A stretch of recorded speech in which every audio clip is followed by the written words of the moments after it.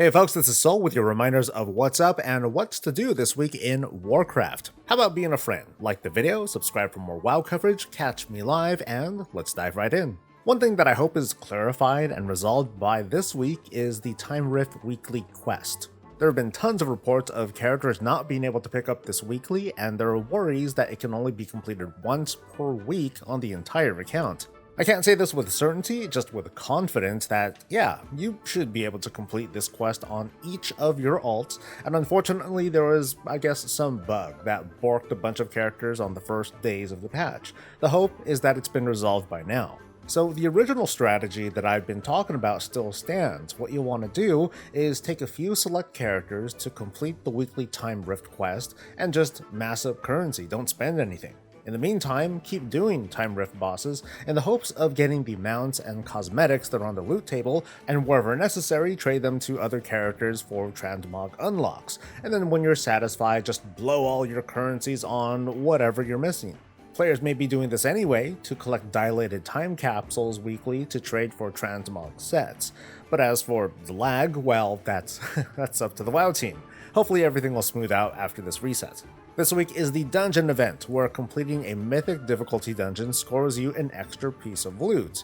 And hey, there happened to be a mega dungeon that just released. I don't expect multiple drops from like the first half and then the second half, but whatever the case, now is definitely a great time to dive into the Dawn of the Infinite dungeon. It's not easy, and while I think it's been fun, I think the WoW team is getting tons of feedback about treating the Heroic Mega Dungeon split like a patch delay, and maybe they'll consider a simultaneous release, or maybe treat it sort of like Raid Finder, where Mythic releases first, and then the first half of Heroic comes a week later, the second half 2 weeks after that, but I'm not going to say which one I think is better, it doesn't really make a difference to me, but maybe we can have a conversation about that. But anyway, bonus loot from the Mega Dungeon, get it. The PvP brawl this week is Temple of Hot Mogu, and over in Mythic Plus World we should have the full rotation by now, so this week's affixes might be Tyrannical, Storming, and Raging. If so, this week is a gimme for comps of all types, with affixes that don't have any synergy between each other. With lots of gear available from different sources and the Dungeon Weekly event,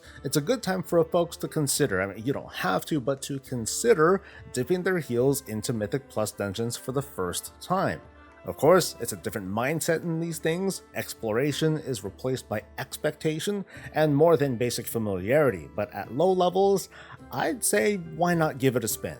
That sort of lays it out for this week. 10.1.5 planted seeds with the likes of Time Rifts, the Mega Dungeon, and the Big Naxxramas transmog / profession farm. What this did was set up some more regular activities to jump in and out of as you need to, as well as of course the once per week Mythic Dungeon. Soon I'm going to cover the highlights of what's coming in 10.1.7, where we can step back and look at what was built up to be what I think is a pretty meaty season of activities, not unlike Season 1 and Dragonflight's launch. I've been trying to keep a close eye on reactions, so I'm going to pass this question off to you folks. How does it feel with activities and content being laid down throughout the season like this, where we don't quite know what's coming next in the season? Would you prefer to see everything be accessible but gated through renown or reputation, kind of like Shadowlands? Throughout the week, I'm going to cover what I can with the upcoming 10.1.7 patch and talk up some WoW discourse, fun stuff. Off the top of my head, I've been wanting to talk a little bit more about an evergreen system that makes outdoor content friendly for everyone, and the gripes over profession knowledge. What would happen if players' wishes were answered about being able to buy knowledge with metal or something like that? It could be a fun discussion, and you can join me by subscribing to this channel, and you can catch me live on Twitch too if you want to just fire away. Don't forget to like the video too, and let's have Bob close us out. Stay safe, stay healthy, and stay breezy. Wasted my life, it's obsession. I'm grinding reputation, I won't be denied. Hit that 25 and I'll be famous.